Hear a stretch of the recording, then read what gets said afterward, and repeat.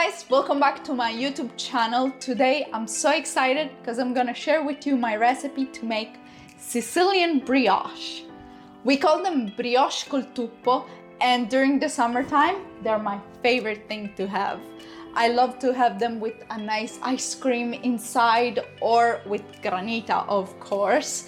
And since summer has started and I'm not in Italy yet, I decided to make my own. It took me quite a while to get the perfect brioche, but now I'm happy to announce we got the perfect brioche recipe. So let's get started.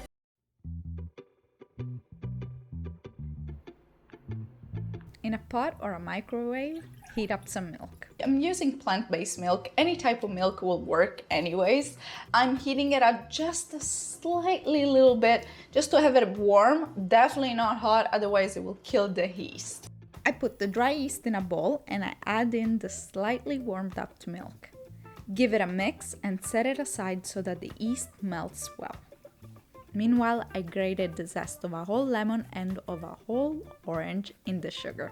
This citrus zest that we're adding are gonna give an amazing flavor to the brioche. So all these efforts are totally worth it. I wrap the zest and the sugar together well so that all the essential oils in the zest get released into the sugar. Now let's go back to the bowl with the yeast. I add in a tablespoon of honey and the flavored sugar. Not only the honey and the yellow sugar will give a great taste to the brioche, but it will also give them a nice golden color that, it's also important. I cracked in 2 eggs and whisk up everything. Now it's time to add in the flour. The type of flour I'm using is all-purpose flour, and here in Canada it has around 13 grams of protein per 100 grams. And the reason why I'm telling you this is because protein content really makes a difference on how the flour will perform. I do suggest using a flour that has a minimum of 13 grams to 14.5 grams of protein, because this means that it's a strong flour and it's perfect for baked goods made with yeast. So make sure you check the nutritional value on the label to make sure you're getting the right flour. I add the flour gradually, first about a third of it, and I whisk it up energetically until there are no clumps. Then I add another third of the flour, and this time I use a spoon to mix it in. Once it becomes quite stiff to stir, I pour the remaining amount of flour in the clean counter and I drop the dough in the middle of it. I put a little bit of flour on top and I add in some soft cubes of butter. Now it's time to knead the dough. It's simple. I fold in the dough in 3 parts, just like this, and I do the same thing on the other side. We want to make sure that the dough will soak up all the flour that is in the counter. It may seem like a lot of flour first, but trust the process. Keep doing the simple movement of folding the dough onto itself. As the flour gets absorbed, it's best to move quickly because the dough gets to be quite sticky. So if it becomes too sticky when you're kneading it, just let it sit 10 minutes. And look how much easier it is to work with it. But move quick or it will stick to your hands again.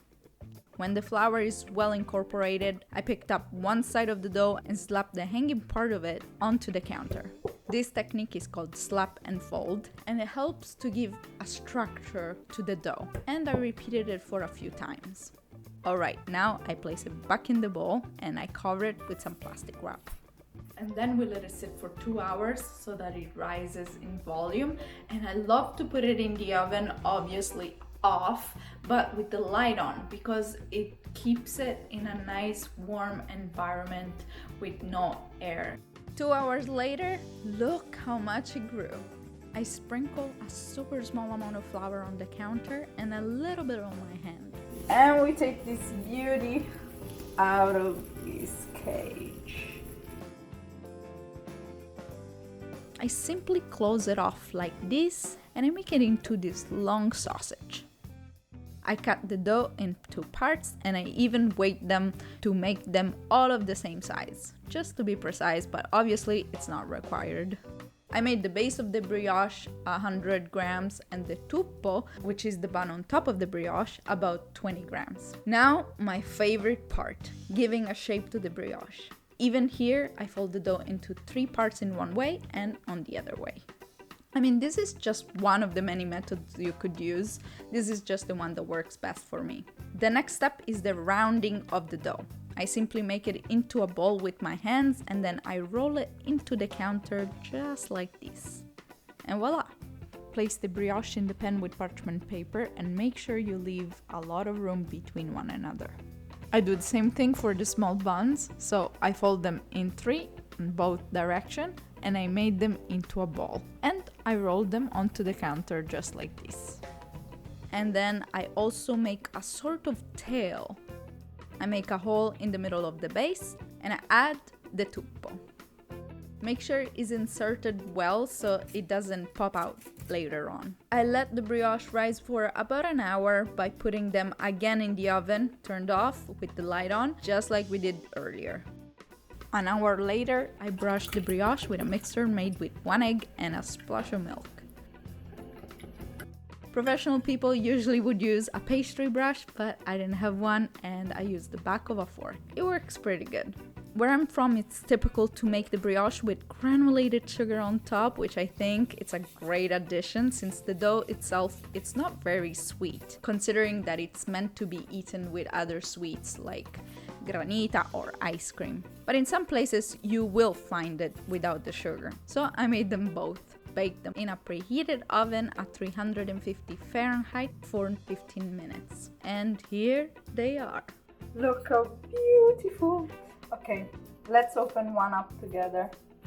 This is how soft it is. Oh, let's dive in. Oh wow, they're so incredibly soft. Even the one without sugar on top is soft as a cloud and gosh, delicious. I haven't mentioned that they are called Brioches Col Tuppo because tuppo means hair bun and it kind of looks like the little bun that we added on top of the brioche. And that is where it gets the name. These brioches are so good. If you go in Sicily and you have never tried having like a granita with brioche or brioche with ice cream inside, gosh, try it out, it's so worth it. Anyways, also try out my recipe because to make it at home, it's so much simpler than I ever could imagine. And it's so worth it. It's so satisfying, you know, when you get them out of the oven and it smells so good and they're so soft and so good. Oh my gosh, I'm getting emotional. Anyways, I hope you guys enjoyed this recipe. I sure did. And if you liked it, please leave it a thumbs up because it really helps my channel grow. And also don't forget to subscribe. Bye guys, see you next time.